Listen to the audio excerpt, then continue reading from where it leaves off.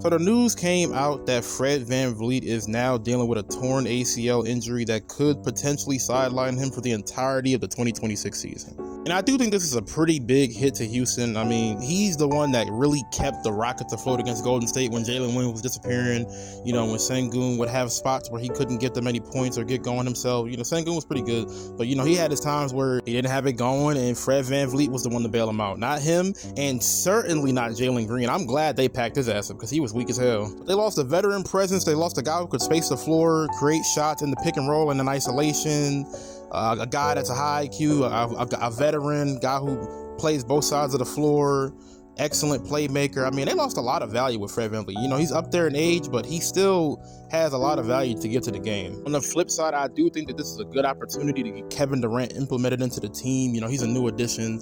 You're going to have to try to shift the focal point of the offense towards him a significant degree, especially now that Fred VanVleet is out. You know, you got to try to work in tandem with Sengun, and Amen Thompson needs to develop as well. But, you know, getting KD assimilated should be the Rockets' first priority. You know, Amen Thompson and Alperen Sengun and Jabari Smith, all of them, as long as they continue to get better and improve, I think the Rockets are going to be a very formidable team going into next season. I mean, they got Kevin Durant, one of the greatest scorers and players in NBA history. They got Sengun, who's basically a baby Jokic, and Amen Thompson is slowly becoming one of the greatest two-way players in the league before our very eyes. So yeah, I think they'll be just fine.